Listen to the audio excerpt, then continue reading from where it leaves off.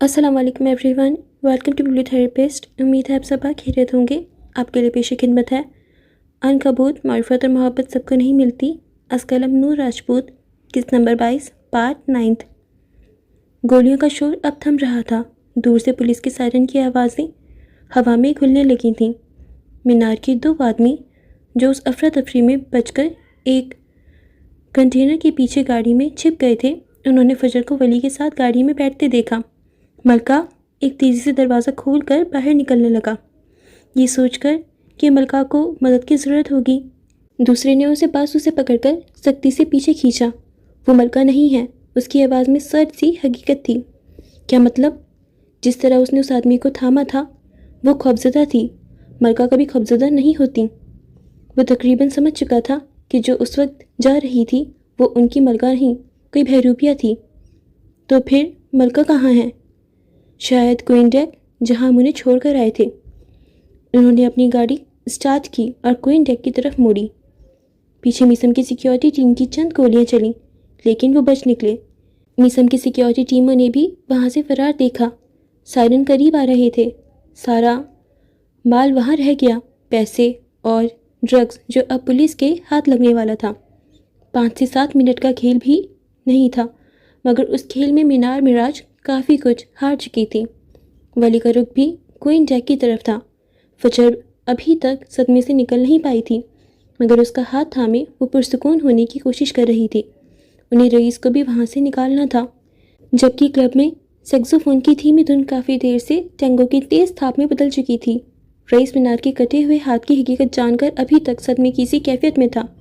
وہ لفظ جو اس نے کہے تھے، وہ جنگ آلودہ لوہا، وہ مردہ جسم، یہ سب اس کے دماغ پر ہتھوڑے کی طرح برس رہے تھے۔ وہ اس عورت کو دیکھ رہا تھا جو نفرت کی آگ میں چل کر کندن نہیں زہر بن چکی تھی، جبکہ مینار اب اس کی آنکھوں میں تیرتی دہشت سے لطف اندوز ہو رہی تھی۔ تم نے مجھے کس اندھیری دنیا میں، اس سے پہلے کہ مینار اسے چھوڑتی یا اپنا آخری وار کرتی، کوئی اور ان کے مقابل آیا۔ ایک جوڑا رقص کرتے جوڑوں کے بیچ سے نکل کر وہ ان کے سامنے آ کھڑی ہوئی۔ رئیس کے ساتھ ساتھ مینار بھی چڑک گئی۔ اس کے سامنے وہ خود کھڑی تھی، میٹا میٹا سا کاجل جو آنسوؤں سے بہہ چکا تھا، سیاہ گھنگریالے بال جو افراتفری میں بکھر گئے تھے، اور وہی سیاہ آف شولڈر ڈریس، وہ فجر تھی جو اس وقت اس کے روپ میں تھی۔ مینار کو چند ملی سیکنڈز لگے تھے یہ سمجھنے میں کہ اس کے ساتھ کتنا بڑا کھیل کھیلا گیا ہے۔ وہ کلب میں رکی رہی اور یہ لڑکی مینار بن کر ڈیل پر چلی گئی تھی۔ اب تک سب ختم ہو چکا ہوگا، مگر وہ مینار تھی، وہ اپنی بقا کی جنگ لڑنا جانتی تھی۔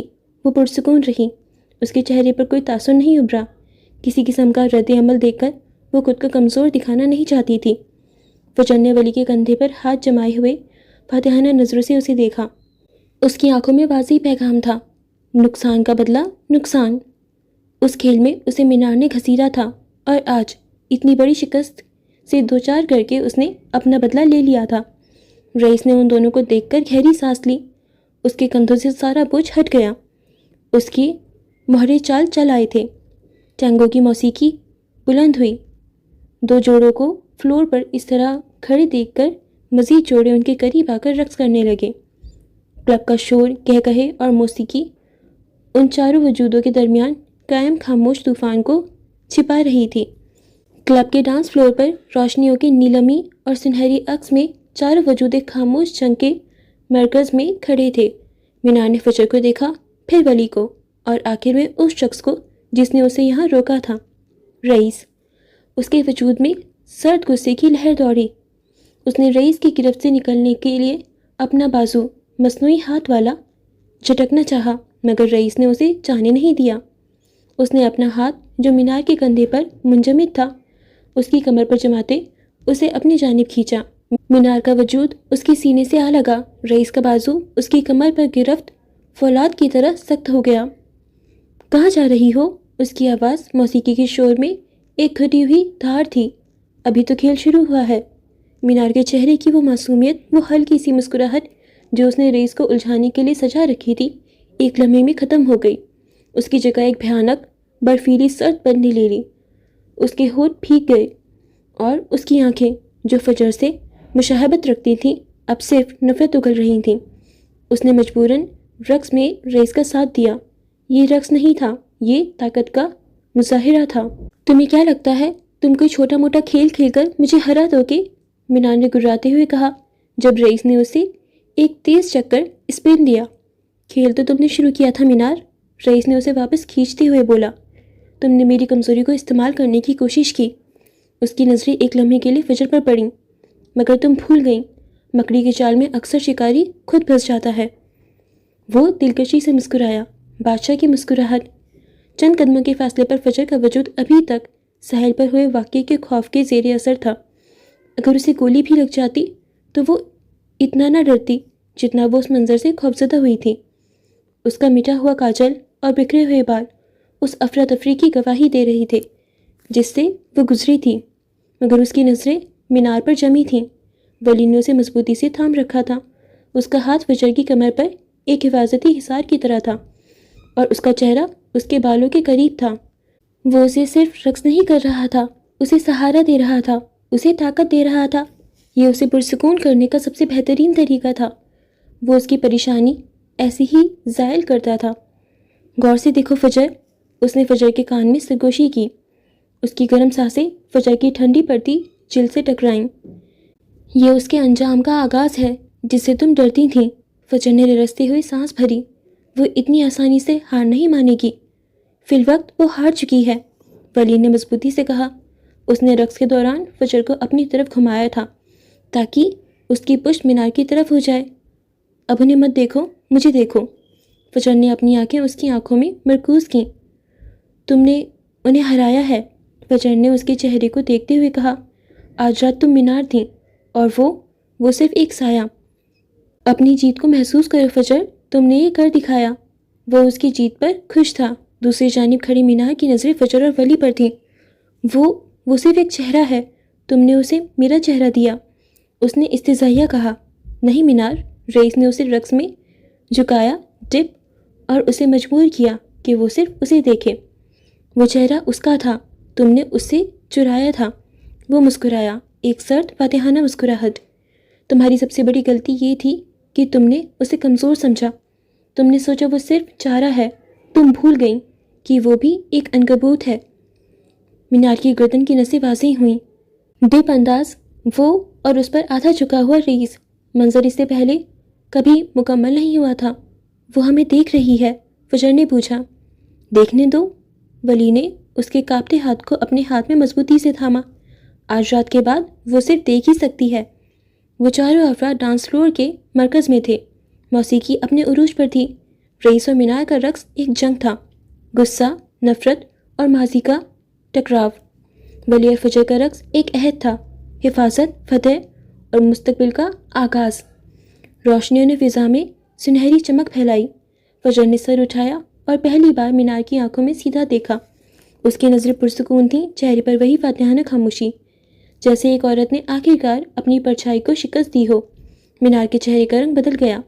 اس نے وہ مسکراہٹ دیکھی اور اس ایک لمحے میں کلب کے شور، روشنیوں اور موسیقی کے بیچ مینار مراج کو اپنی اصل ہار کا احساس ہوا۔ اس کی اپنی پرچھائی اس کے خلاف تھی۔ اس جنگ میں اس کی سب سے بڑی شکست یہی تھی۔ یکدم ہی ٹانگوں کی جارحانہ دھن ایک دھیمی پیانو کی مدھم دھن سلو والٹز میں بدل گئی اور جوڑوں کی تبدیلی کے بعد اب رئیس کے سامنے فجر کھڑی تھی، مینار کے لباس اور روپ میں۔ وہ خفیف سا مسکرائی۔ یہ مسکراہٹ مینار کی نہیں تھی بلکہ فجر کی مخصوص فتح سے بھرپور مسکراہٹ تھی۔ اس نے اپنا ہاتھ رئیس کی طرف بڑھایا۔ رئیس نے گہری سانس لی، چند لمحے اسے دیکھا، دل نے ایک بوجھل دھڑکن چھوڑی اور پھر اس نے فجر کا ہاتھ تھام لیا۔ یہ وہ ہاتھ تھا جسے پا کر انسان ساری جنتیں اپنے آس پاس محسوس کر سکتا ہے۔ یہ وہی ہاتھ تھا جو اگر اس کے نصیب میں ہوتا تو جنتیں اس کی ہو جاتیں، مگر یہ لمس سرد تھا، یہ اس کے نصیب میں نہیں تھا۔ اس نے دوسرا ہاتھ اپنی کمر پر رکھا جبکہ اس کے ایک ہاتھ میں فجر کا ہاتھ تھا۔ انہوں نے 2 قدم آگے لیے اور 2 پیچھے۔ یہ 2 عقل مند حریفوں کا رقص تھا۔ رئیس کی نگاہ فجر کے چہرے پر ٹکی تھی۔ اس کے دل میں ایک عجیب کیفیت تھی۔ یہ مینار کا چہرہ تھا مگر اس کی آواز اور روح فجر کی تھی، وہ لڑکی جس کے لیے وہ کچھ بھی کر سکتا تھا۔ کیسی رہی میری پرفارمنس؟ وہ اب آبرو اٹھائے پوچھ رہی تھی۔ اس کا دوسرا ہاتھ ریس کے کندھے پر تھا۔ ریس نے کچھ سوچتے ہوئے کہا، مجھے آج بھی پیرس کی رات یاد ہے۔ تم نے میری گردن پر اپنی چھری رکھی تھی اور بغیر کسی خوف کے میرا خون بہایا تھا۔ کیا تمہیں یاد ہے وہ فی الوقت کچھ اور بات کرنا چاہتا تھا؟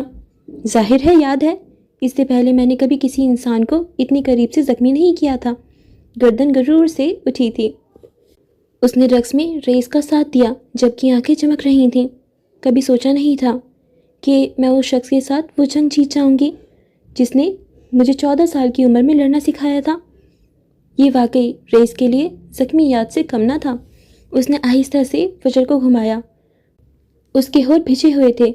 تو تم سب جانتی تھی؟ شروع سے تم جانتی تھی کہ میں کون ہوں؟ میں جانتی تھی کہ میں آپ کا سب سے پہلا، سب سے خوبصورت اور سب سے مہنگا شاگرد ہوں۔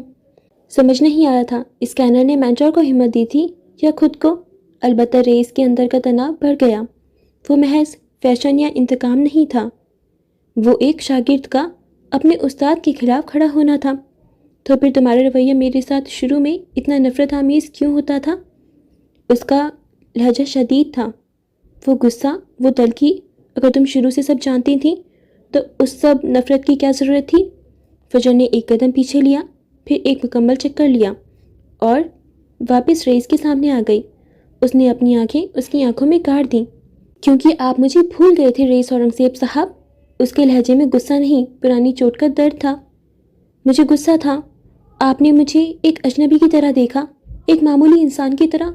آپ کو یاد بھی نہیں تھا کہ کوئی 14 سالہ بچی آپ کے اصول کس قدر اپنا چکی تھی۔ میں نے آپ کا انتظار کیا سالوں کہ آپ مجھے بچانے آئیں گے، مگر آپ نہیں آئے۔ آپ جیسے مجھ سے بات کرتے تھے میں ویسے ہی کرتی تھی۔ آپ نے مجھے کیا سکھایا تھا؟ دشمن کو اسی کے لہجے میں جواب دو اور حساب ہمیشہ برابر رکھو۔ تمہیں میرے اصولوں پر اتنا نہیں چلنا چاہیے تھا، تمہیں ایسا نہیں بننا چاہیے تھا۔ ریس نے اسے دیکھتے ہوئے دھیرے سے اعتراف کیا، مگر اس اعتراف میں فخر نہیں، خوف تھا۔ آپ ہی نے بنایا ہے، فجر نے اس پر تھوڑا سا جھک کر کہا، اور آپ نے اپنا ہی نقصان کر لیا، کیونکہ میں وہ نہیں ہوں جو چیزیں بھول جائے، حساب ہمیشہ برابر۔ اس بار وہ خاموش رہا، بس اسے دیکھتا رہا۔ گھنگرالے سیاہ بال اس کے کندھوں پر لہرا رہے تھے، اس کی اٹھی ہوئی گردن اور اس کی گہری آنکھیں۔ وہ اسے دیکھ رہا تھا مگر اس کے دماغ میں کچھ اور چل رہا تھا۔ اس کے دل کی دھڑکن کانوں تک سنائی دیتی تھی۔ یہ اس نے کیا بنایا تھا؟ یہ لڑکی، یہ اس کا سب سے بڑا شاہکار تھی اور سب سے بڑا زہر بھی۔ یہ وہ تھی جس میں وہ مینار کو ہمیشہ ڈھونڈتا رہا، طاقت، ذہانت اور ایک ایسی روح جو کسی کے سامنے نہ جھکے۔ وہ اسے محبت نہیں کرتی، وہ اس کی پیروی کرتی تھی، اور آج اس نے تختہ الٹ دیا تھا۔ ایک گہری سانس لیتے ہوئے رئیس نے تلخ مسکراہٹ کے ساتھ رقص میں ایک آخری قدم اٹھایا۔ تو پھر بتاؤ، اس رات میرا خون بہانے کے بعد آج تم اس روپ میں میرے سامنے کھڑی ہو، کیوں؟ کیونکہ میں ایک فاتح ہوں، اس نے سادہ مگر پراعتماد لہجے میں کہا، اور فاتح کا کام صرف جیتنا نہیں ہوتا، وہ اپنے استاد کو شکست کا آخری سبق دیتا ہے۔ کلب میں رقص کا ماحول تھا، مگر ولی اور مینار کے درمیان کوئی رومانوی یا روایتی رقص ممکن نہیں تھا۔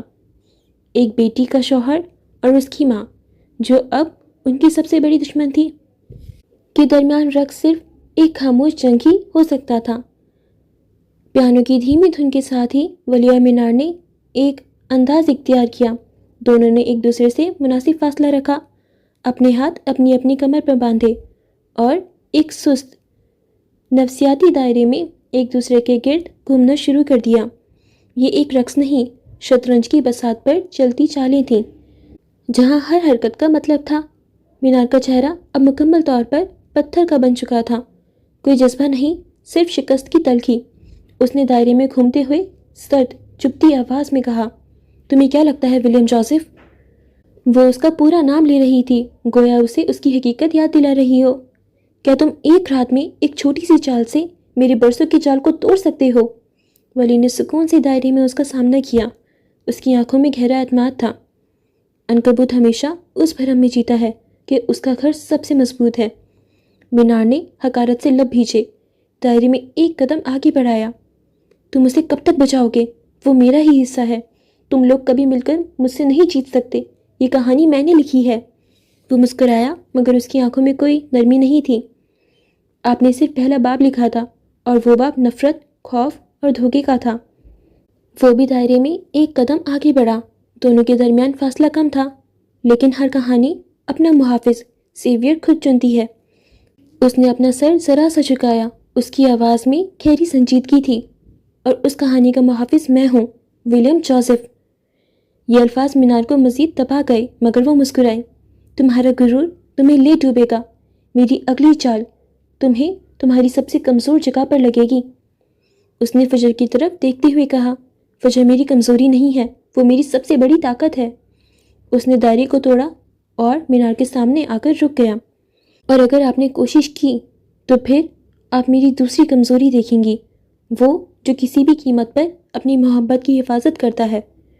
مینار کے پاس کوئی جواب نہیں تھا، وہ کئی بار جیت چکی تھی، مگر اسے ایسا لگ رہا تھا جیسے اس نے سب کچھ ہار دیا ہو۔ اس کی آنکھوں میں اب سرد غصے کے ساتھ ایک نئی منصوبہ بندی کا تاثر تھا۔ افسوس، آپ کا نقصان ناقابل فراموش ہے۔ یہ کہہ کر وہ پلٹا اور فجر کی طرف بڑھا۔ کلب میں اب بھی رقص جاری تھا۔ رئیس اور فجر، جو اب بھی قریب ہی کھڑے تھے، مینار اور اس کی گفتگو کو دیکھ رہے تھے۔ آواز ان تک نہیں آئی تھی مگر وہ سب سمجھ چکے تھے۔ وہ فجر کے سامنے آیا اور اپنا بازو اس کی طرف بڑھایا۔ فجر نے مسکراتے ہوئے اس کا بازو تھام لیا۔ فجر نے پھر رئیس کی طرف دیکھا۔ رئیس نے بھی ایک لمبی سانس لی۔ اس کے چہرے پر تھکاوٹ مگر جیت کا سکون تھا۔ وہ بھی کچھ سمجھتے ہوئے آگے بڑھا اور فجر نے اس کا دوسرا بازو بھی تھام لیا۔ اب منظر بدل گیا۔ وہ ڈانس فلور سے نکل رہے تھے۔ درمیان میں فجر چل رہی تھی۔ اس کے دائیں بائیں اس کے دو محافظ تھے، ولی اس کا شوہر اور محافظ رئیس اس کا استاد اور ساتھی۔ ولی کے چہرے پر گہرا عزم اور فخر تھا، رئیس کے چہرے پر سکون، ایک مشکل فرض کی ادائیگی کا احساس تھا۔ یہ تینوں ایک فاتحانہ خاموش جلوس کی شکل میں کلب سے نکل رہے تھے۔ وہ کسی کو دیکھتے نہیں تھے، صرف اپنے مقصد کی طرف۔ فجر نے دروازے کی طرف بڑھتے ہوئے آخری بار پلٹ کر مینار پر ایک فاتحانہ نظر ڈالی۔ اس کی نظر میں کوئی غصہ نہیں، کوئی نفرت نہیں، صرف حساب برابر کرنے کا مکمل اطمینان تھا۔ اس کی آنکھیں چیخ چیخ کر کہتی تھیں، آپ کو مجھے اس جنگ میں نہیں گھسیٹنا چاہیے تھا مدر۔ مینار کے لب بھیج گئے، اس کی آنکھیں شعلہ اگل رہی تھیں۔ وہ اکیلی کھڑی تھی، شکست خوردہ مگر غیر متزلزل۔ وہ تینوں کلب کا دروازہ عبور کر گئے۔ ڈرگز ڈیل کینسل ہو چکی تھی، مینار کو شکست ہو چکی تھی اور عنکبوت کا جال واپس الٹ چکا تھا۔ کلب کا دروازہ بند ہوا اور کہانی کا یہ صفحہ پلٹ دیا گیا۔ جہاز کو اماڈا کے ساحل سے چلے ہوئے تقریباً 10 منٹ گزر چکے تھے۔ میک اپ، فائرنگ، دھوکے اور ٹینگوں کے طوفان کے بعد لگژری جہاز کا سکون بالکل مختلف تھا۔ کئی 100 فٹ کا یہ عظم عالیشان جہاز اندھیری رات میں کسی روشنی کے مینار کی طرح سمندر کا سینہ چیرتا جا رہا تھا۔ رات کے 12 بجے کا وقت تھا۔ سمندر کی لہروں کی مدھم آواز، جہاز کے انجن کی نرم گونج اور دسمبر کی ٹھنڈی نمکین ہوا، یہ سب مل کر ایک گہرا پرسکون ماحول بنا رہی تھیں۔ اس وقت جہاز کا مرکزی ڈیک ہلکی روشنی اور خاموش موسیقی سے سجا تھا۔ ٹیمیں تھکی ہونے کے باوجود ایک دوسرے کے ساتھ ہنس بول رہی تھیں۔ فیشن شو کی کامیابی کا جوش ان کے چہروں پر تھا۔ ڈیک پر رکھے گول میزوں پر مشروبات اور ہلکے کھانے رکھے تھے۔ فجر ایک جانب کھڑی تھی، وہ اب مینار کے بھیس میں نہیں تھی۔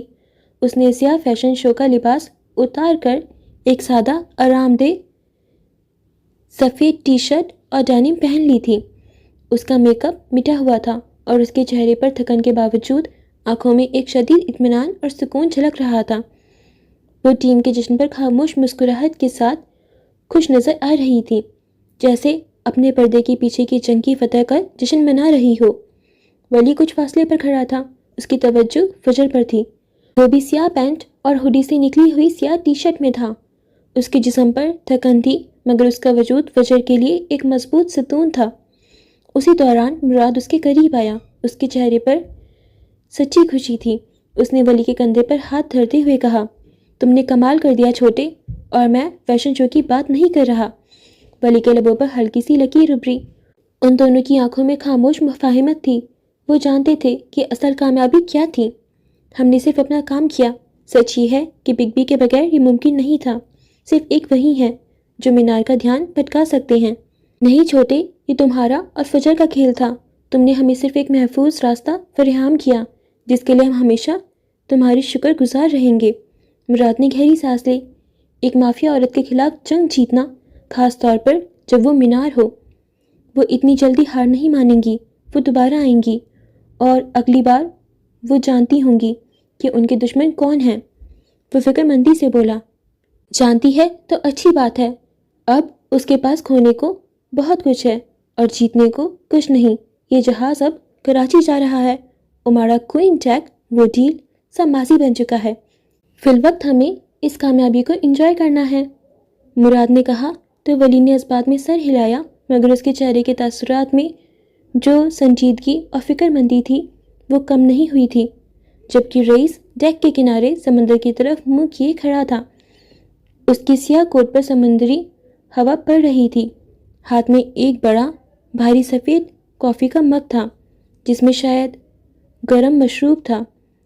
اس نے کسی سے کوئی بات نہیں کی تھی۔ وہ خاموش تھا۔ اس کا پورا جسم سکون میں تھا، جیسے برسوں کی الجھنیں آج کھل گئی ہوں۔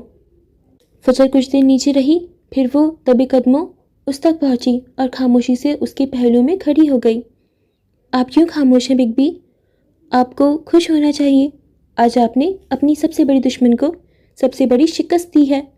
رئیس نے دھیرے سے کافی کا مگ اپنے لبوں سے ہٹایا۔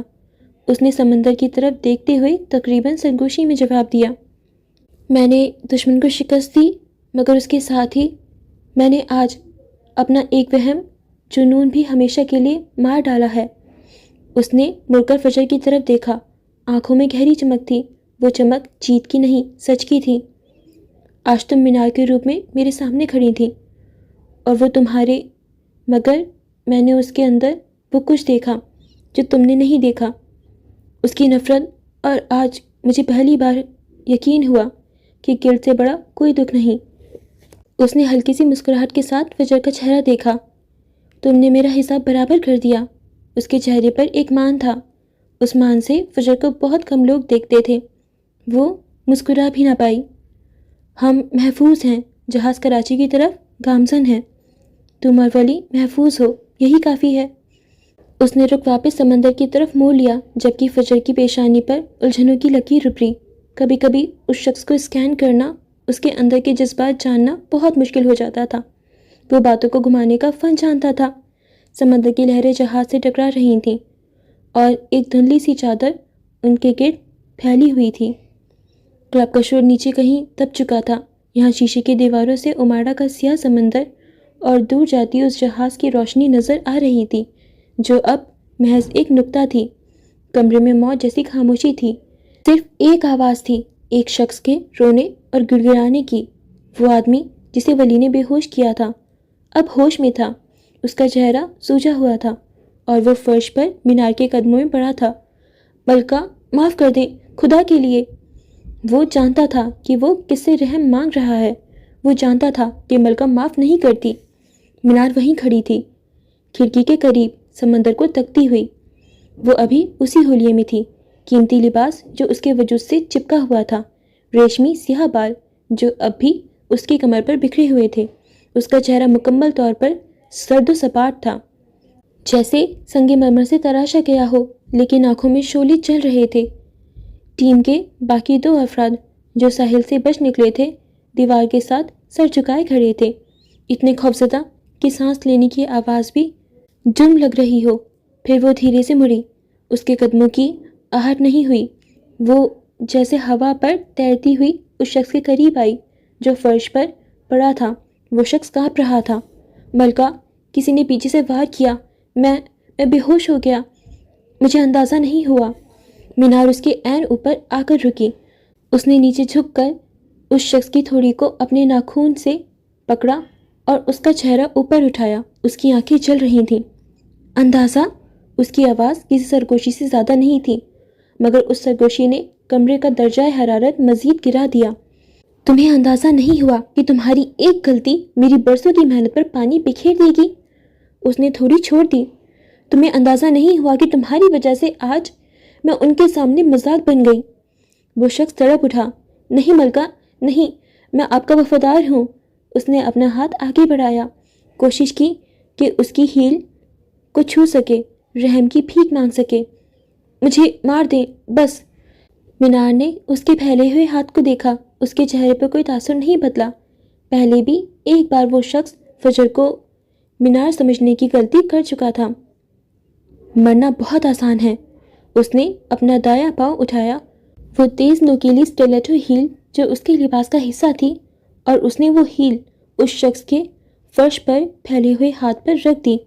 کڑک، ہڈی ٹوٹنے کی ایک بھیانک آواز ابھری۔ اس شخص کی چیخ اس کے گلے میں ہی گھٹ گئی۔ اس کی آنکھیں دہشت سے ابل پڑیں۔ اس نے ایک لمحے کے لیے اپنا پورا وزن اس ہاتھ پر ڈالا۔ اس کی آنکھوں میں کوئی رحم نہیں تھا، صرف خالص بے رحم غصہ تھا۔ پھر جیسے کچھ ہوا ہی نہ ہو، اس نے اپنی ہیل اس کے ہاتھ سے رگڑتے ہوئے ہٹائی اور آگے بڑھ گئی۔ وہ آدمی فرش پر اپنے کچلے ہوئے ہاتھ کو پکڑے کھڑا رہا تھا جبکہ مینار چلتی ہوئی دروازے تک گئی۔ اس نے مڑ کر باقی دو افراد کو دیکھا جو خوف سے دیوار سے چپکے ہوئے تھے۔ اسے میری نظروں سے دور لے جاؤ۔ اس کی آواز اب سپاٹ تھی۔ اور تم دونوں، اس نے ان پر نظریں گاڑ دیں، تم نے انہیں جاتے دیکھا، تم نے میری ہمشکل کو دیکھا اور تم نے اسے روکا نہیں۔ ملکہ وہ بنا کچھ سنے کمرے سے باہر نکل گئی۔ پیچھے صرف ٹوٹی ہوئی ہڈی کی تکلیف اور موت کی دہشت چھوڑ گئی۔ پیچھے مین ڈیک پر فیشن شو کی کامیابی کا جشن مدھم پڑ چکا تھا۔ صرف موسیقی کی ہلکی سی گونج ہوا کے ساتھ اوپر آ رہی تھی۔ یہاں عرشے کے اس آخری سرے پر صرف خاموشی، سمندر اور وہ دونوں تھے، اور جہاز پوری رفتار سے کراچی کی جانب رواں تھا۔ دسمبر کی رات اپنے عروج پر تھی۔ ولی نے ایک موٹی سیاہ ونڈ بریکر جیکٹ پہن رکھی تھی جس کا کالر اس نے اونچا کیا ہوا تھا۔ فجر نے خود کو ایک گرم کشمیری شال میں مکمل طور پر چھپا رکھا تھا۔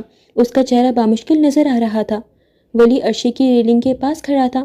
اس کا ایک بازو فجر کی کمر کے گرد مضبوطی سے پھیلا ہوا تھا، اسے سردی اور دنیا دونوں سے بچاتے ہوئے، اپنے ساتھ لگائے ہوئے۔ فجر کا سر اس کے کندھے پر ٹکا تھا۔ وہ دونوں خاموشی سے اس لامحدود اندھیرے کو دیکھ رہے تھے جو آج ان کا دوست لگ رہا تھا۔ خوفناک تھا نا؟ فجر نے بلاخر خاموشی توڑی۔ اس کی آواز ہوا میں تقریباً ایک سرگوشی تھی۔ وہ گولیوں کی آواز اور وہ شخص جو گرا۔ ولی نے اس کے گرد حصار مزید مضبوط کیا۔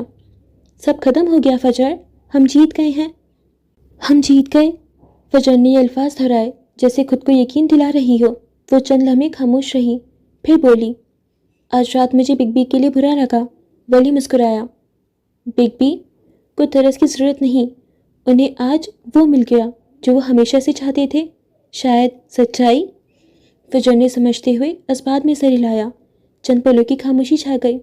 فجر اس کی جیکٹ کی گرمی محسوس کر رہی تھی۔ ویسے میرے پاس تمہاری ایک چیز ہے۔ فجر نے سر اٹھا کر اسے دیکھا۔ میری؟ ولی نے اپنی جیکٹ کی زپ والی جیب میں ہاتھ ڈالا اور کچھ نکالا۔ اس نے اپنی ہتھیلی فجر کے سامنے کر دی۔ فجر کی آنکھوں میں شناسائی سی پھیل گئی۔ اس کی ہتھیلی پر ایک نازک سا بریسلٹ پڑا تھا، چاندی کی باریک زنجیر اور ایک چھوٹا سا شیشے کا لاکٹ، اور اس لاکٹ کے اندر چاول کا ایک دانہ تھا جس پر فجر لکھا چمک رہا تھا۔ فجر نے اسے پہچانتے ہوئے ہاتھ سے اسے چھوا۔ یہ میرا بریسلیٹ ہے، یہ 4 سال پہلے گاڑی میں گر گیا تھا جب تم تازہ نکاح کے بعد مجھے کڑی کڑی سنا کر گئی تھیں۔ اس نے فجر کا جملہ مکمل کیا۔ فجر نے چونک کر اسے دیکھا۔ وہ مسکرایا۔ اس کی آنکھوں میں ماضی کی یادیں تھیں۔ فجر کو وہ دن یاد آ گیا، وہ غصہ، وہ تلخی، وہ بے اختیار ہستی۔ اور تم نے اٹھا لیا تھا؟ ہاں، بس ایسے ہی۔ ولی نے کندھے اچکائے جیسے یہ کوئی بڑی بات نہ ہو۔ یہ بریسلیٹ تھا، اسے اب پتہ چلا تھا۔ وہ تو اسے لاکٹ سمجھ رہا تھا اور سنبھال کر رکھا تھا۔ اس کی آواز میں حیرت اور ایک نئی گہری اپنائیت تھی۔ ولی نے ایک لمحے کے لیے سمندر کو دیکھا۔ کئی بار دل کیا پھینکنے کا، مگر اس نے بات ادھوری چھوڑ دی۔ فجر سمجھ گئی، مگر تم پھینک نہیں سکے۔ وہ اسے پرشوق نظر سے دیکھ رہی تھی۔ یہ شخص جو اتنا لاپرواہ سا تھا، اس نے 4 سال تک اس کی ایک نشانی سنبھالی رکھی۔ تمہیں پتہ ہے؟ فجر نے اس کی آنکھوں میں جھانکتے ہوئے پوچھا، مجھے تم میں سب سے زیادہ اچھا کیا لگتا ہے؟ کیا؟ وہ فوراً متوجہ ہوا، اس کی آنکھوں میں تجسس تھا۔ فجر نے اپنی مسکراہٹ دبانے کی کوشش کی۔ تمہاری یہ گلگتی اردو؟ یہ سنتے ہی ولی کو صدمہ لگ گیا۔ اس کا اسکاٹش لہجہ جب اردو کے الفاظ ادا کرتا تھا تو اس میں واقعی ایک عجیب سی مٹھاس اور تھوڑی پٹھانوں جیسی سختی آ جاتی تھی۔ تم میرا مذاق اڑا رہی ہو؟ اس کا چہرے کا رنگ بدلا۔ نہیں تو؟ فجر نے بامشکل اپنی مسکراہٹ ضبط کی۔ یہ تو سراسر لینگویج شیمنگ ہے، وہ مصنوعی خفا ہوا، اسکاٹش لہجے میں کہتے ہوئے۔ فجر اس بار ہنسی ضبط نہ کر پائی۔ اس کا کہکہا ٹھنڈی ہوا میں گونج اٹھا اور چہرہ سرخ پڑ گیا۔ ولی اسے کھگی سے گھورتا رہا، پھر اس کے ہونٹوں پر بھی مسکراہٹ آ گئی۔ اس نے بریسلیٹ اٹھایا اور خود فجر کی کلائی پر باندھ دیا۔ یہ تم پر زیادہ اچھا لگتا ہے میری گاڑی کے ڈیش بورڈ سے، اس نے آہستگی سے کہا۔ فجر نے اپنی کلائی پر اس بریسلیٹ کو دیکھا جو اب اس کے پاس واپس آ گیا تھا، بالکل ولیم جوزف کی طرح جو اسے چھوڑ کر گیا تھا۔ اس نے اپنا سر واپس اس کے کندھے پر رکھ دیا۔ اس کی ہنسی اب تک پرسکون مسکراہٹ میں بدل چکی تھی۔ وعدہ کرو، فجر نے سرگوشی کی۔ کیا؟ تم اردو بولنا کبھی نہیں چھوڑو گے؟ وہ ہنس دیا۔ صرف اس لیے کہ تم میرا مذاق اڑا سکو؟ نہیں، فجر نے اس کی جیکٹ کو مضبوطی سے تھاما۔ اس لیے کہ جب تم بولتے ہو تو مجھے لگتا ہے کہ دنیا کی ہر سخت چیز بھی نرم ہو سکتی ہے، بالکل تمہاری طرح۔ اوکے میڈم، جو آپ کہیں۔ اس نے فجر کے سر پر تھوڑی ٹکا دی۔ وہ دونوں اس لمحے میں سب کچھ بھول گئے تھے، جنگ، مینار، انتقام، سب کچھ اس ٹھنڈی پرسکون رات میں سمندر کی لہروں میں کہیں گم چکا تھا۔ 7 دن پہلے وقت کی سانسیں الٹی گنتی گننے لگی ہیں۔ یہ وہ لمحہ ہے جہاں کہانی اپنی موت سے پیچھے کی طرف چلنے لگتی ہے، جہاں ہر منظر ایک راز کا پرزہ بن کر گرنے والا ہے۔ شہر کے ہر کونے میں چمک اور شور بڑھ رہا تھا۔ فیشن ورلڈ ایک نئے سال کی تیاری میں مصروف ہے، مگر اس سب کے بیچ کوئی اپنی آخری چال چلنے والا ہے۔ یہ وہ موڑ ہے جہاں کہانی اپنی موت سے نہیں، اپنے انجام کی پیشے گوئی سے شروع ہوتی ہوگی، جہاں ہر منظر، ہر چہرہ، ہر فیصلہ ایک نئے راز کا دروازہ بننے والا ہے۔ 7 دن، بس 7 دن باقی ہیں اس رات تک جب روشنی بجھ جائے گی، نقاب گر جائیں گے اور عنکبوت کا جالا مکمل ہو جائے گا۔ یہ الٹی گنتی کہانی کے اختتام کی نہیں، بلکہ اس کے اصل آغاز کی دستک ہے۔ رئیس ہیڈ آفس میں آج غیر معمولی ہلچل تھی۔ سب ٹیمیں اپنی اپنی جگہ مصروف تھیں، مگر اس ہجوم میں 2 چہروں کی غیر موجودگی سب سے نمایاں تھی۔ فلک میز کے پاس کھڑی ریہرسل دیکھ رہی تھی۔ اس کی نظریں اسکرین پر تھیں، مگر دل کہیں اور۔ کئی اندیکھی اضطراب میں اٹکا ہوا۔ اس کے چہرے پر تھکن کے باوجود ایک عجیب سا اطمینان تھا۔ زہر خوردہ کتاب مکمل ہو چکی تھی، مگر اس کا اثر شاید ابھی تک اس کے اندر کہیں گردش کر رہا تھا۔ دروازہ آہستہ سے کھلا۔ سب کے شور کے بیچ وہ قدم بہت نرم مگر بہت واضح سنائی دیے۔ فلک نے بے دھیانی میں مڑ کر دیکھا۔ فجر سامنے تھی۔ لمبے سفر کی تھکن کے باوجود اس کے چہرے پر ایسی چمک تھی جو اندر سے جنم لیتی ہے، جیسے کسی نے دل کے اندر کی سرد جنگ جیت لی ہو۔ ایک لمحے کے لیے دونوں بس ایک دوسرے کو دیکھتی رہیں۔ کچھ لمحے ایسے ہوتے ہیں جو بولنے سے پہلے سب کہہ دیتے ہیں۔ پھر فجر اس کی جانب بڑھی اور چند قدم کے فاصلے پر آ کر رک گئی۔ کتنا وقت گزر گیا ہے نا فلک؟ اس کی آنکھوں نے چیخ چیخ کر کہا۔ ہاں، جیسے برسوں کا بوجھ کسی ایک پل میں اتر گیا ہو، فلک کی خاموشی نے چیخ چیخ کر جواب دیا۔ کچھ رشتے ایسے ہی ہوتے ہیں، ساری شکایتیں دم توڑ جاتی ہیں جب وہ شخص سامنے آتا ہے جو ہمیں عزیز ہوتا ہے۔ فاصلے پل بھر میں ختم ہو جاتے ہیں۔ فجر وہیں کھڑی رہی۔ پھر وہ لمحہ آیا جب فلک نے بڑھ کر اسے باہوں میں بھر لیا۔ اس کے آنسو پلکوں سے نیچے اتر آئے، مگر وہ ہنس رہی تھی۔ تم واپس آ گئی۔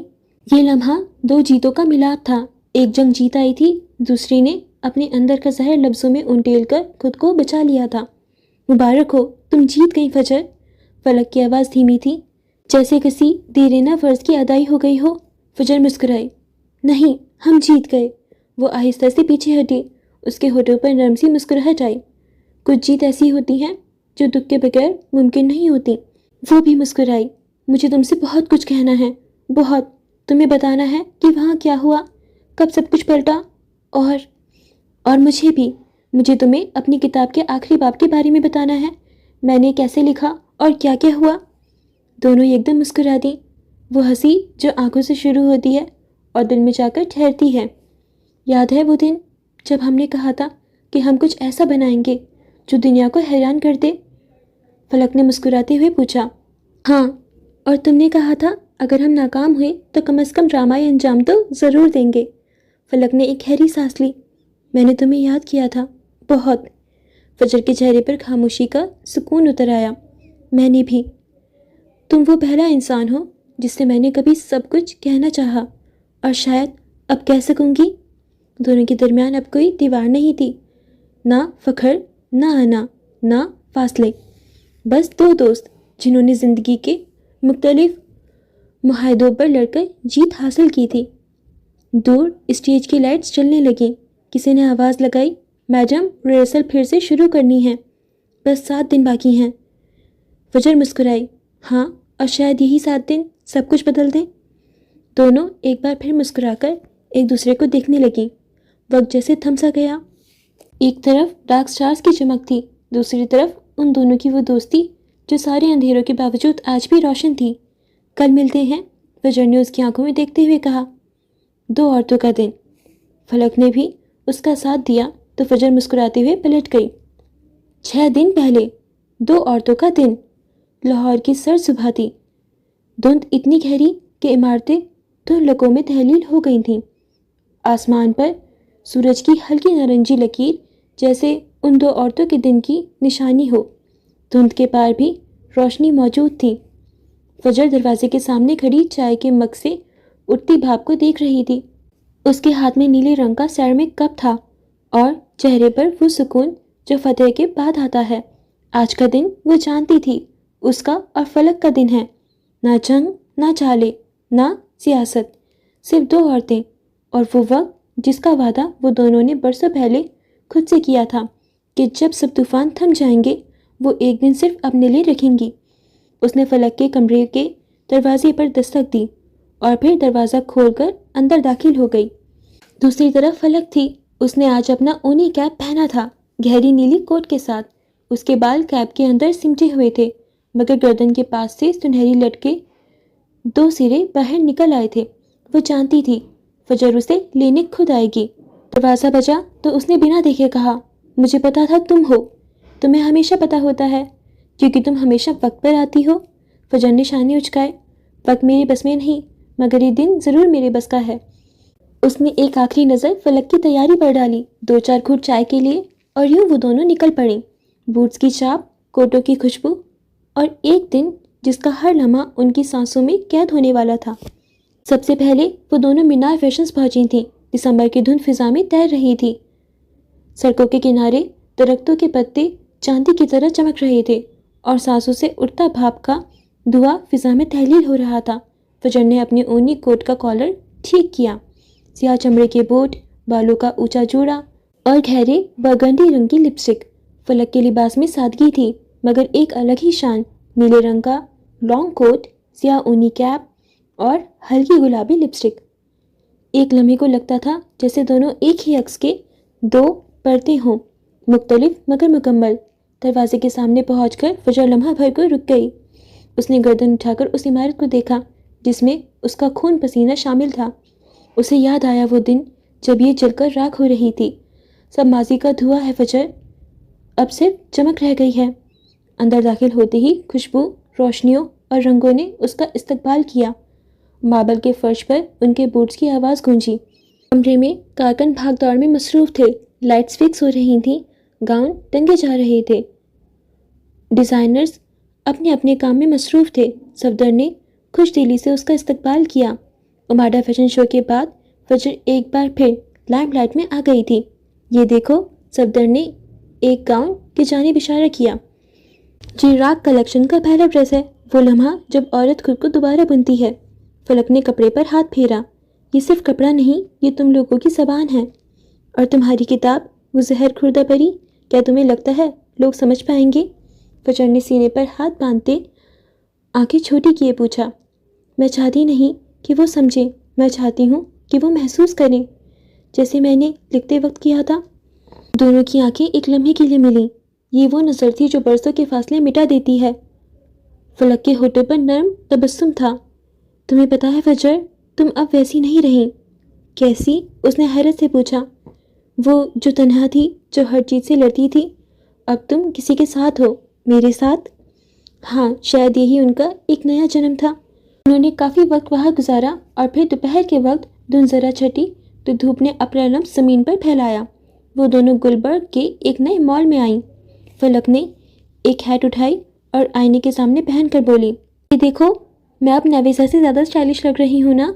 ہاں، اب صرف قلم کے بجائے تمہیں ریمپ پر چلنا چاہیے۔ پھر تم ڈیزائن کرو گی میری ڈریس۔ ڈیل؟ ڈیل، فجر مسکرا دی۔ وہ آئینوں کے بیچ، روشنیوں کے بیچ چلتی رہیں۔ ایک دکان میں خوشبوئیں آزمائیں، دوسری میں رنگین کوٹس۔ کبھی فجر نے فلک کے بال ٹھیک کیے، کبھی فلک نے فجر کے گال پر لپسٹک کا نشان صاف کیا۔ ہم دونوں کا مزاج کتنا مختلف ہے نا؟ پھر بھی جب ساتھ ہوتے ہیں سب ٹھیک لگتا ہے۔ کیسے؟ فجر نے اچنبے سے پوچھا۔ یہ دوستی نہیں، توازن ہے۔ تم آگ ہو، میں ہوا۔ تم چلنے لگو گی تو میں بہہ جاؤں گی۔ ان کی ہنسی جیسے مال کے شیشوں پر ٹھہر گئی۔ لوگ انہیں دیکھتے تھے۔ دو عورتیں جو کسی کی بیوی کی حیثیت نہیں، کسی کی محتاط نہیں، بلکہ خود اپنی کہانی کی مرکزی کردار تھیں۔ کچھ دیر بعد وہ کیفے چلی آئیں۔ گرم کافی، براؤن شوگر اور پیسٹری کے چھوٹے ٹکڑے۔ فلک نے پیسٹری کا ٹکڑا اٹھاتے اطلاع دی، میں سوچتی ہوں جب زہر خوردہ پری چھپے گی تو میں خوشی سے چیخوں گی۔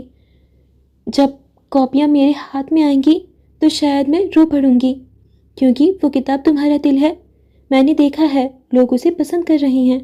تم نے جادو تخلیق کیا ہے۔ شاید عورت کا جادو ہی یہی ہے کہ وہ رو کر بھی تخلیق کرتی ہے۔ فلک دھیما سا مسکرائی۔ ویسے تمہاری زہر خوردہ پری عورت کے حوالے سے سال کی سب سے بولڈ کتاب ہے۔ تمہارے ساتھ مل کر میں دنیا بدلنے کی کوشش کر رہی ہوں۔ عورتوں کی جنگ صرف اس وقت ختم ہوتی ہے جب وہ ایک دوسرے کے ساتھ کھڑی ہوتی ہیں، فجر نے سنجیدگی سے جواب دیا۔ اور ہم اب ساتھ ہیں، بغیر کسی انا، بغیر کسی خوف کے۔ اور میں نے اگلی کتاب کا نام رکھ لیا ہے۔ کیا نام ہے؟ احیا۔ فلک نے ایک لفظی جواب دیا، یعنی حیات نو۔ فجر نے دلچسپی سے پوچھا، اور موضوع؟ انسا جو خود کو بخشنے کا ہنر سیکھ لے، کیونکہ جب ہر پتا جھڑ جاتا ہے تب اندر کا شجر ہرا ہوتا ہے۔ فجر نے آہستہ سے سر ہلایا۔ کاش ہر عورت یہ ہنر سیکھ لے، پھر شاید دنیا کچھ نرم ہو جائے۔ فلک نے بھی اسی کے انداز میں جواب دیا۔ میں سوچ رہی ہوں اگلے شو میں تمہیں فرنٹ لائن پر بٹھاؤں، بس یہ مت کہنا کہ ماڈل بن جاؤ، فلک نے ڈرامائی انداز میں کہا تو دونوں کے کہکہے فضا میں کھل گئے۔ ہوا کے ساتھ وہ آزاد لگ رہی تھیں، جیسے ان کے کاندھوں کا بوجھ کسی نے اتار لیا ہو۔ یہ دن، تمہیں پتا ہے فجر، میں چاہتی تھی ایسا دن آئے جہاں نہ کوئی مرد ماتوں کے بیچ ہو، نہ کوئی خوف، بس دو عورتیں جو خود کو جانتی ہوں۔ آج وہ دن ہے۔ ہم دنیا کو نہیں بدل سکتے، مگر اپنے دلوں کی سمت بدل سکتے ہیں۔ یہی اصلی جیت ہے۔ دونوں نے خود کو چنا تھا، اور اب شاید دنیا کو سمجھ آئے کہ عورت کا مطلب کمزوری نہیں، تخلیق، اختیار اور جیت ہوتا ہے۔ دونوں نے ایک دوسرے کی طرف دیکھا، پھر دھند میں غائب ہوتے سورج کی طرف۔ فجر نے آہستہ سے کہا، جیسے کچھ یاد آ گیا ہو، 6 دن باقی ہیں۔ فلک نے نرمی سے مسکرا کر جواب دیا، ہاں 6 دن، اور شاید پوری کہانی کا انجام۔ شہر میں دھند کے ذرے پھر سے کھلنے لگے۔ وہ دونوں سڑک کنارے کھڑی تھیں، ہاتھوں میں کافی کے کپ، چہرے پر بڑے سیاہ چشمے جن کے پیچھے ان کی پہچان چھپی تھی۔ جیسے کہانیاں کے کردار اپنے انجام سے پہلے چہرہ چھپا لیتے ہیں۔ مجھے اب وہ کام کرنا ہے جو کبھی نہیں کیا۔ کیا؟ فلک نے حیرانی سے پوچھا۔ میں کسی سے آٹوگراف لینے جا رہی ہوں۔ فلک کا چہرہ سنجیدگی سے حیران ہو گیا، پھر وہ ہنس دی۔ فجر معراج کسی سے آٹوگراف لے؟ یہ تو تاریخ بدلنے والا واقعہ ہے۔ ہاں، اور تم وہ واحد عورت ہو۔ فلک پل بھر کو ساکت ہوئی۔ وہ جانتی تھی فجر کے لیے یہ ایک عام جملہ نہیں تھا۔ اس کی دنیا میں تعریفیں نہیں ہوتی، صرف تسلیم کیا جاتا ہے، اور فجر نے اسے تسلیم کر لیا تھا۔ دونوں نے قدم بڑھائے، سامنے ایک پرانی سی دکان تھی، لکڑی کا دروازہ، اوپر دھندلا بورڈ تھا، کتاب محل۔ حروف کے کنارے زنگ آلودہ مگر قائم تھے۔ دکان کے اندر ہوا جیسے کاغذوں میں بسی ہو، شیلفوں پر پرانی جلدوں کا ڈھیر، بیچ بیچ میں نیا ادب۔ فلک کے چہرے پر وہ چمک تھی جو کسی قاری کو لفظوں کے جنگل میں داخل ہوتے محسوس ہوتی ہے۔ یہ جگہ کتنی پرانی لگتی ہے، جیسے وقت نے یہاں پناہ لی ہو۔ فجر نے تحریر سے کہا، یہی تو اصل محبت ہے، وقت کو تھام لینا، اور کتابیں یہ ہنر رکھتی ہیں۔ فجر نے گردن موڑ کر کاؤنٹر پر بیٹھے دکاندار کو دیکھا۔ درمیانی عمر کا مرد، مٹیالے رنگ کی جیکٹ، اینک کی ایک ڈنڈی ٹیپ سے بندھی ہوئی تھی۔ وہ اخبار پڑھ رہا تھا، شاید ادب نہیں سیاست۔ فجر آگے بڑھی۔ معاف کیجیے گا، پرفریب نام کی کتاب چاہیے، مصنفہ ہیں فلک عالمگیر۔ دکاندار نے اخبار سے نظریں ہٹا کر انہیں دیکھا۔ نہیں بی بی، وہ کتاب نہیں چل رہی، ختم ہو گئی۔ فلک نے ذرا نظریں جھکائیں، اس کے لیے یہ جملہ نیا نہیں تھا۔ پبلشنگ کی دنیا میں اکثر لفظ ختم ہو گیا کا مطلب ہوتا ہے ہم نے جگہ نہیں دی۔ ختم ہو گئی یا بیچی نہیں؟ دکاندار نے اخبار موڑ دیا۔ بیچی نہیں جا سکتی، عوام ایسی کتابیں نہیں پڑھتی۔ فجر نے چشمہ اتارا۔ عوام پڑھنا چاہتی ہے، بس تم جیسے گیٹ کیپر بیچنے نہیں دیتے۔ فلک نے اس کی آستین تھامی۔ فجر چھوڑ دو، وہ سمجھ نہیں پائے گا۔ اسے سمجھنا ہوگا۔ وہ واپس دکاندار کی جانب مڑی۔ جب آپ لوگ کسی نئی مصنفہ کی کتاب پیچھے رکھ دیتے ہیں تو آپ لفظوں کی موت کے مجرم بنتے ہیں۔ بحث کا فائدہ نہیں ہے فجر، اور مجھے ایسی جگہ خاموشی کی عادت نہیں۔ دکاندار تھوڑا بدمزاجی سے بولا۔ دیکھیں بی بی، نئی مصنفائیں زیادہ دماغ کھپاتی ہیں، ان کی چیزیں بکاؤ نہیں ہوتی، لوگ نام دیکھتے ہیں۔ فجر استہزائیہ ہنسی۔ نام تو آپ کو نام چاہیے نا، لکھ لیں، فلک عالمگیر۔ فلک نے گہری سانس لی۔ وہ جانتی تھی اب فجر رکنے والی نہیں۔ اسی دوران ایک کم عمر ملازم لڑکا پیچھے والے شیلف سے بولا، سر یہ رہی پرفریب، ادھر رکھی تھی۔ دکاندار کے چہرے پر ایک لمحے کی شرمندگی لہرائی۔ ہاں وہیں تو تھی، یہ لیجیے میڈم۔ فجر نے کتاب اٹھائی۔ جلد پر چھپا ہوا نام فلک عالمگیر۔ اس نے انگلی سے وہ نام چھوا جیسے کوئی لمس میں دعا مانگتا ہے۔ وہ فلک کی جانب مڑی۔ تمہیں اندازہ ہے تم نے کیا لکھا ہے؟ تمہاری لفظ خون سے زیادہ زندہ ہیں۔ فلک نے نظر چنائی، دھیمی سے مسکرائی۔ جو لکھنا تھا لکھ دیا۔ ہر کسی کے پاس اپنی موت کا طریقہ ہوتا ہے، میرا یہی ہے۔ دکاندار ان دونوں کو دیکھتا رہا، پھر مصنوعی مسکراہٹ کے ساتھ بولا، میڈم یہ آپ کی بڑی بہن ہے؟ فلک کے لبوں پر مسکراہٹ ابھری۔ نہیں، یہ چھوٹی ہے۔ دکاندار نے بھویں چڑھائیں۔ لگتی تو لمبی ہے، زبان بھی لمبی ہے۔ فجر نے کتاب کو سینے سے لگاتے فوراً جواب دیا۔ دکاندار کچھ کہنے ہی والا تھا کہ فلک نے فجر کا بازو پکڑا۔ چلو تم ہر جگہ انقلاب نہیں لا سکتی۔ میں انقلاب نہیں، عزت مانگ رہی ہوں، لفظوں کے لیے۔ وہ کتاب کی قیمت ادا کرتے پلٹ گئی۔ فجر دروازے میں ہی رہ گئی۔ اگلی بار اگر کسی نئی مصنفہ کی کتاب چھپائی تو میں تمہارا نام یاد رکھوں گی۔ وہ دکان سے باہر نکلی۔ پیچھے دکاندار بڑبڑایا، عجیب عورتیں ہیں، پاگل۔ فلک نے سڑک پر آتے ہی گہری سانس لی۔ ہوا میں کافی اور سردیوں کا ذائقہ کھلا ہوا تھا۔ تمہاری یہی عادت لوگوں کو یاد رہتی ہے۔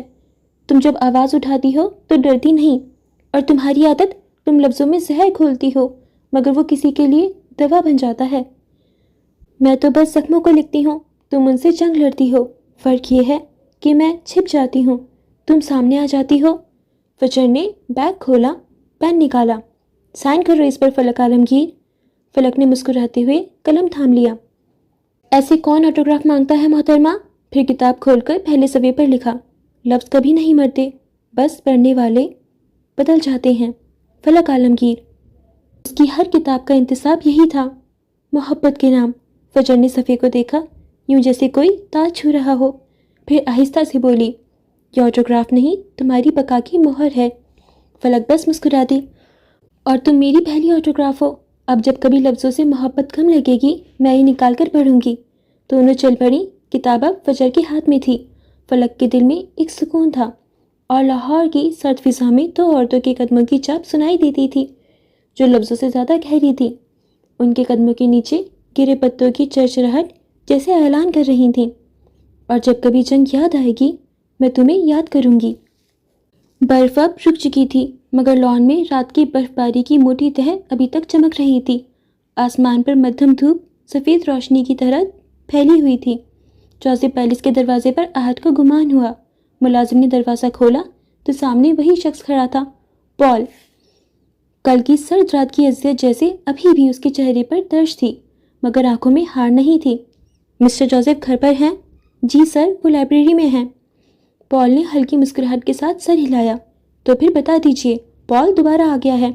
اس بار اسے روکا نہیں گیا تھا، اس بار آنے دیا گیا۔ یہ لائبریری کا منظر تھا جہاں مسٹر جوزف اپنی مخصوص اونچی کرسی پر بیٹھے تھے۔ سامنے آتش دان میں لکڑیاں سلگ رہی تھیں۔ ہلکی چٹک کی آواز کمرے کی خاموشی میں گونج رہی تھی۔ کپڑے وہی ہمیشہ کی طرح نفیس، نیوی بلو شرٹ، چمڑے کے جوتے اور ان کی چمکدار گھڑی جو ہمیشہ وقت سے چند سیکنڈز آگے رہتی تھی۔ دروازے پر دستک ہوئی۔ کم ان۔ پال نے دروازہ کھولا۔ کل والی گھبراہٹ اب نہیں تھی، آج وہ پرعزم اور مطمئن دکھائی دے رہا تھا۔ تو تم واپس آ گئے؟ جی سر، وعدہ کیا تھا۔ کچھ وعدے بس موسم کے ساتھ بدل جاتے ہیں۔ مسٹر جوزف کا لہجہ طنزیہ تھا۔ میری محبت موسم نہیں، وہ یقین ہے۔ مسٹر جوزف نے کافی کا کپ لبوں سے لگایا، پھر اسے میز پر رکھا۔ تم نے کہا تھا تمہارے پاس سلطنت نہیں، صرف ایماندار دل ہے، لیکن دنیا دل پر نہیں، حیثیت پر یقین کرتی ہے۔ تم میرے معیار پر کہاں ٹھہرتے ہو؟ پال نے ایک گہرا سانس لیا اور سچائی سے جواب دیا، میں کسی معیار پر پورا نہیں اترنا چاہتا، سوائے اس عورت کے معیار پر اترنے کے جو آپ کی بیٹی ہے۔ جوزف نے چند لمحے تک اسے خاموشی سے دیکھا، پھر آہستگی سے کہا، تمہیں پتا ہے پال، میں نے اپنی زندگی میں صرف ایک چیز کبھی ہلکے میں نہیں لی، اور وہ ہے فیصلہ۔ اور جب میں فیصلہ کر لیتا ہوں تو پھر واپس نہیں مڑتا۔ پال نے ہلکی سی مسکراہٹ کے ساتھ جواب دیا، میں فیصلے نہیں بدلنے آیا سر، میں بس یہ چاہتا ہوں کہ آپ کے فیصلے میں سچائی کی ایک اور پرت شامل ہو، نسا کی۔ جوزف کے چہرے پر پہلی بار ہلکی سی لرزش آئی۔ انہوں نے ایک لمحہ رک کر ملازم کو آواز دی، نسا کو بلا دو۔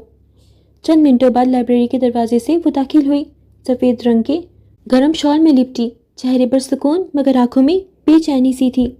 اس کے قدم آہستہ مگر پر اعتماد تھے۔ پال نے اسے دیکھا اور جیسے لمحہ بھر کو سانس روک لی۔ مسٹر جوزف نے اسے ایک جانب بیٹھنے کا اشارہ کیا۔ وہ خاموشی سے کرسی پر ٹک گئی۔ اس کی ایک جانب پال کھڑا تھا جبکہ دوسری جانب مسٹر جوزف۔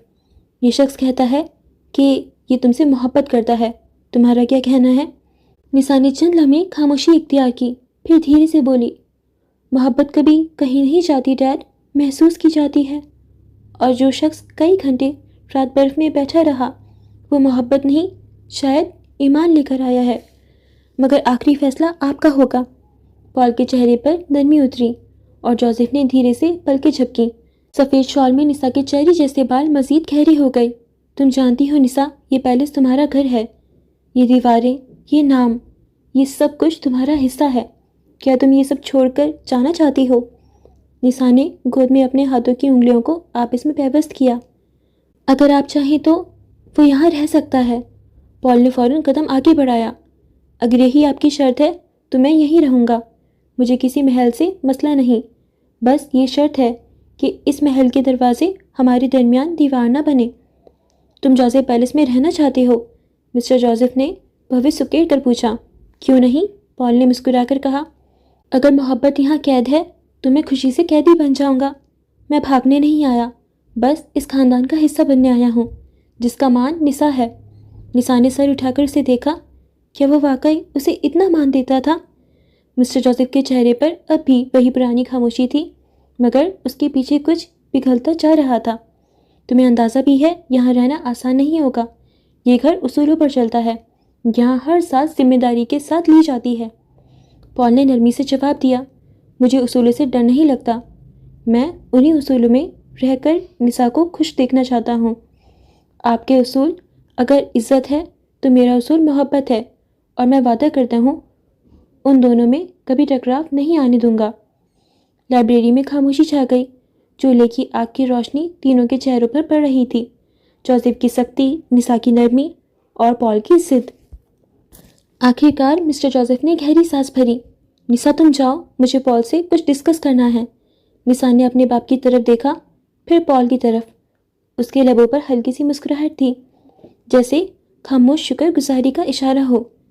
وہ چلی گئی، مگر جاتے جاتے اس کی نظر صاف کہہ رہی تھی، میں تمہارے ساتھ ہوں۔ مسٹر جوزف نے کھڑکی کے پار لان کی برف کی طرف دیکھا۔ میں نے اپنی بیٹی کو اس دنیا کے طوفانوں سے بچانے کے لیے ان دیواروں میں قید رکھا۔ میں نے لوگوں کو بھروسے کے نام پر ٹوٹتے دیکھا۔ میں نہیں چاہتا کہ نسا دوبارہ کبھی وہ سب سہے، اور میں چاہتا ہوں کہ وہ ان دیواروں کے اندر قید نہ ہو۔ میں اسے بچانے نہیں آیا، میں بس اس کے ساتھ چلنے آیا ہوں۔ آپ نے اگر اسے محفوظ رکھا ہے تو میں اسے آزاد سانس دینا چاہتا ہوں۔ جوزف کے چہرے پر پہلی بار مسکراہٹ کی مدھم سی رمق ابھری۔ تم فلسفے اچھے بول لیتے ہو، اور شاید اسی لیے آپ سننے کے باوجود انکار نہیں کر پاتے سر، پال نے مسکرا کر جواب دیا۔ تم جس ڈریکولا کے بارے میں سنتے رہے ہو اس سے ڈرنا چاہیے۔ ڈریکولا اندھیروں میں رہتا ہے اور میں روشنی کا بندہ ہوں۔ جب تک نسا کی آنکھوں میں روشنی ہے مجھے کسی اندھیرے سے خوف نہیں۔ مسٹر جوزف نے دھیرے سے پلٹ کر اس کی طرف دیکھا۔ تمہیں اندازہ ہے تم نے ابھی جوزف پیلس کو چیلنج کر دیا ہے؟ پال نے سنجیدگی سے جواب دیا، میں کبھی جنگ لڑنے نہیں آیا، میں تو صلح کرنے آیا ہوں۔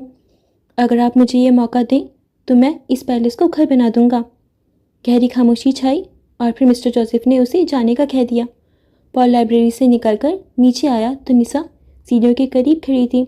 اس نے پلٹ کر دیکھا، دونوں کی نظریں ملیں اور نسا کے لبوں پر ایک پرسکون مسکراہٹ تھی۔ ڈیڈ مان گئے؟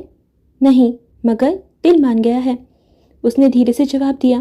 تو پھر برف پگھل جائے گی۔ پال نے مسکرا کر بڑی کھڑکی سے باہر آسمان کی طرف دیکھا۔ برف اب ٹھنڈی نہیں لگتی۔